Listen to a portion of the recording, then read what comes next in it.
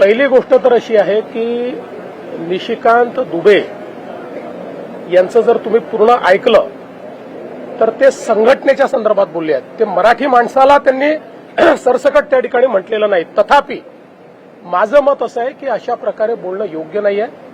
कारण त्याचे जे अर्थ निघतात ते अर्थ हे लोकांच्या मनात संभ्रम तयार करतात.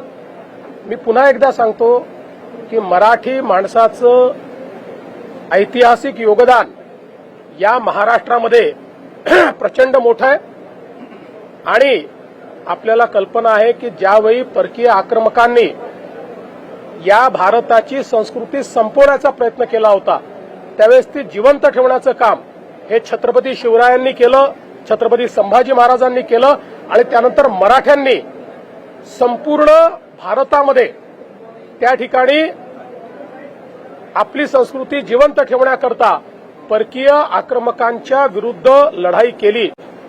आपल्याला माहिती आहे की पानिपतची लढाई देखील मराठे जे लढले होते, अहमदशाह अब्दालींनी त्यांना स्पष्टपणे तहाचं पत्र दिलं होतं की मला जो पाकिस्तानमध्ये आता पंजाब आहे तो पंजाब पासनं पेशावरपर्यंत हा मुलूक आम्हाला देऊन टाका, बलुचिस्तान आम्हाला देऊन टाका आणि उर्वरित भारत हा मराठ्यांचा असं आम्ही मान्य करू.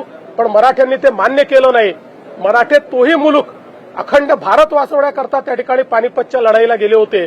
त्यामुळे हा मराठ्यांचा इतिहास आहे आणि आजही देशाच्या जीडीपीमध्ये सर्वात जास्त कॉन्ट्रीब्युशन देणारा आमचा महाराष्ट्र आहे.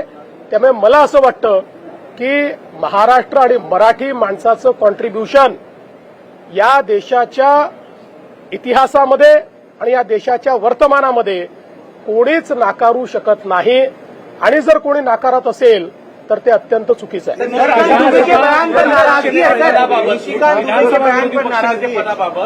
पुन्हा एकदा विरोधी पक्ष अध्यक्षांना पत्र लिहित आहे आणि स्मरणपत्र म्हणून देते की विरोधी पक्ष नेत्याची नेमणूक करा. सरकार मात्र यासाठी आग्रही नाही असं त्यांचं म्हणणं आहे. हा सरकारचा विषयच नाहीये. हा विषय अध्यक्षांचा आहे. ते अध्यक्षांना पत्र लिहितील, अध्यक्ष जे नियमात आहे ते करतील. त्यामुळे यात सरकार येतं कुठे? सरकारचा काही संबंध नाही याच्याशी. हा मुद्दा माननीय अध्यक्ष महोदय आणि ते जे काही विरोधी पक्ष त्यांच्यामध्ये आहे.